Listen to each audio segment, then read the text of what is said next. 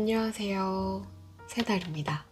제가 좋게 읽었던 책들을 하나하나 소개시켜드리고 있습니다.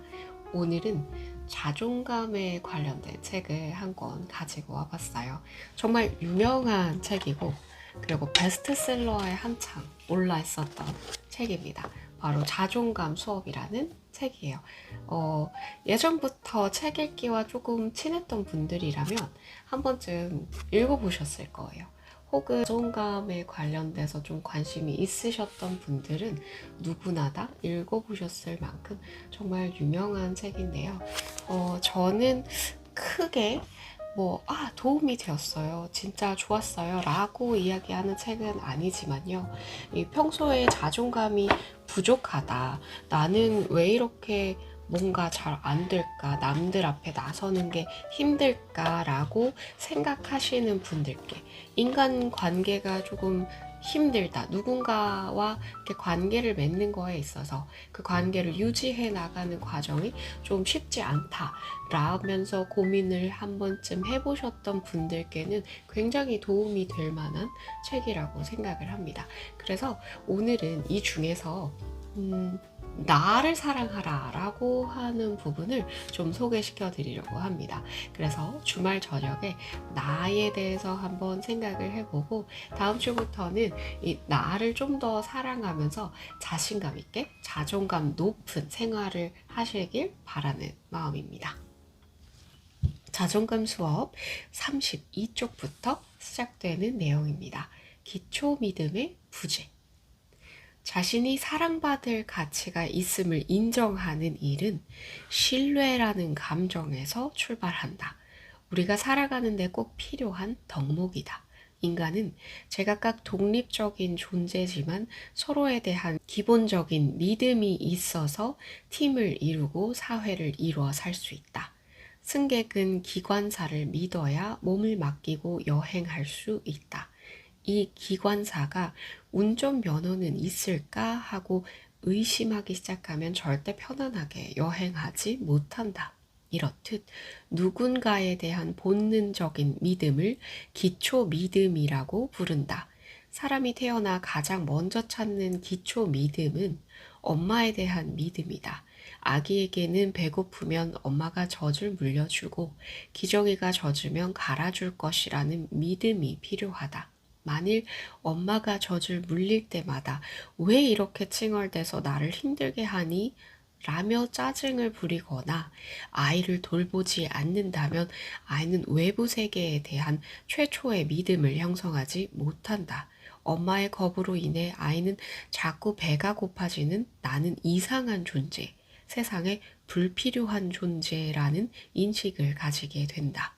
하지만 기초 믿음이 없는 사람이라고 해서 무조건 엄마의 사랑과 양육 방식을 의심해서는 안 된다. 부모에 대한 기초 믿음이 형성되었으나 그 후 다양한 경험을 통해 깨져버린 경우도 있기 때문이다. 자기 불신은 인간 관계도 망친다. 자신의 매력이나 능력을 믿지 못하는 사람은 타인과의 관계에도 문제가 생기기 쉽다. 나를 사랑할 이유가 전혀 없는데 왜 나를 사랑한다고 할까라는 의심을 품기 때문이다. 기혼자의 경우 자기 불신은 의처증이나 의부증으로 발전한다. 또는 경제적으로 무능하거나 성적 능력을 상실했거나 다른 콤플렉스가 있어 자존감이 무너진 경우에도 남을 의심하는 마음이 생긴다. 그 마음을 들여다보면 내가 이렇게 못났으니 아내가 곁에 있을 이유가 없다는 생각이 자리 잡고 있다. 대개 이런 사람들은 자신의 열등감이나 마음 상태는 못 보고 상대를 탓함으로써 문제를 해결하려고 든다. 겉으로는 상대를 사랑해서 힘든 것처럼 보이지만 사실은 자신을 믿지 못해서 괴로운 것이다. 이른바 나쁜 남자에게서 벗어나지 못하는 여자나 제비족의 꿰매 빠져 재산을 탕진한 사모님들의 저변에도 이런 문제가 숨어 있다. 이들은 이 사람이 떠나면 나를 받아줄 사람이 없다는 착각에 빠져 이별을 감수하지 못한다. 죽을 만큼 사랑해서가 아니라 이별이 두려워서 만남을 지속하는 셈이다. 이 모든 문제는 자신을 사랑받을 만한 가치가 없는 사람으로 인식하기 때문에 생겨난다.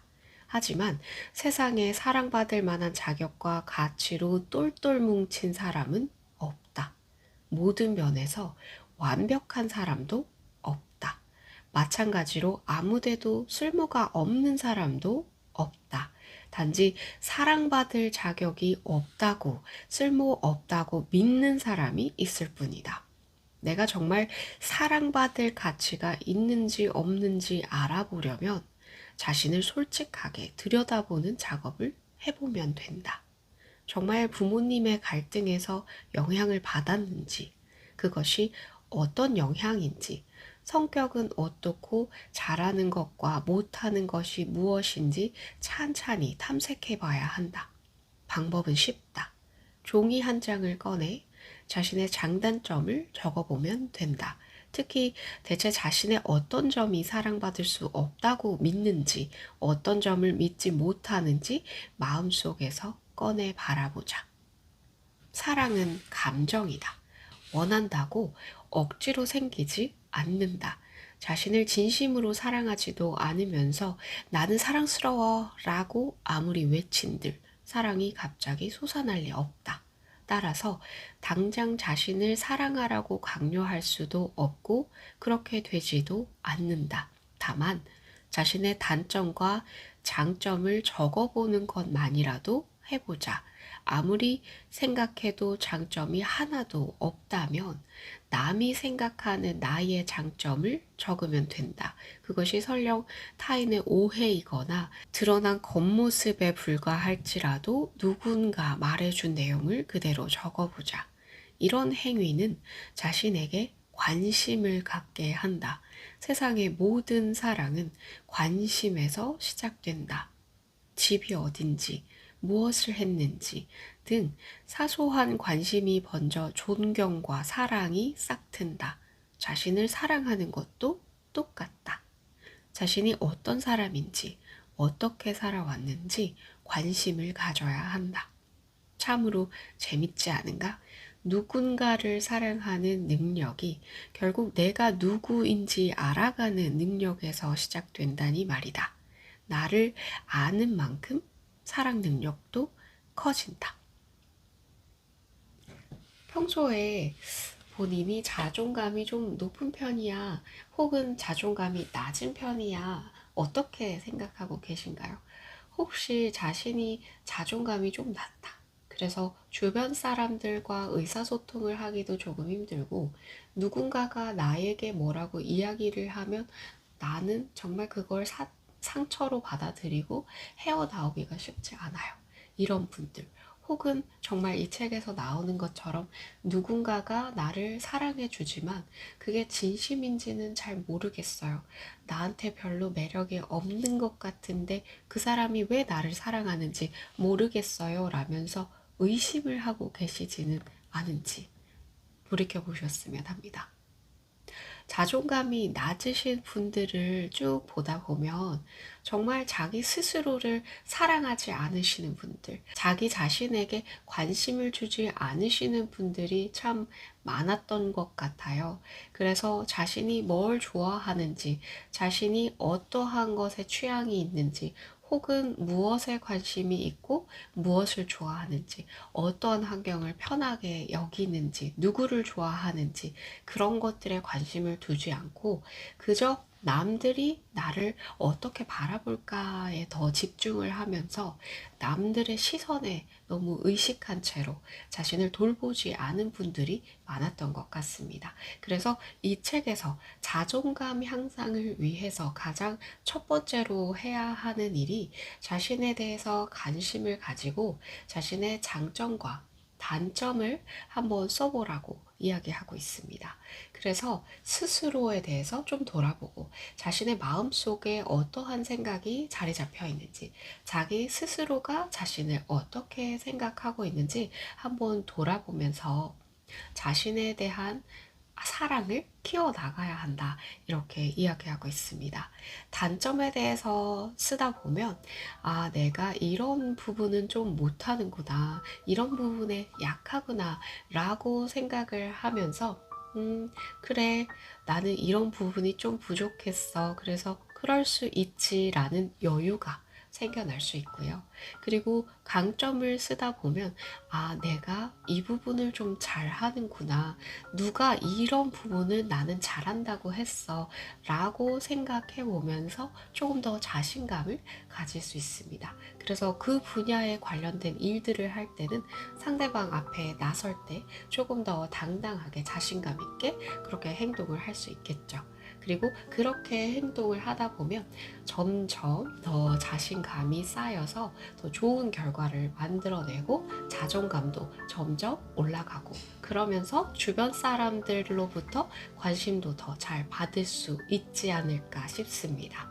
그래서 오늘 저녁에 평소에 조금 자존감이 낮았다라고 생각을 하거나 뭔가 마음에 불안감이 있으신 분들은 오늘 저녁에 천천히 한번 생각을 해보시면서 자신의 장점과 단점에 대해서 한번 써보는 시간, 스스로에게 관심을 가지는 시간을 가져보셨으면 좋겠습니다.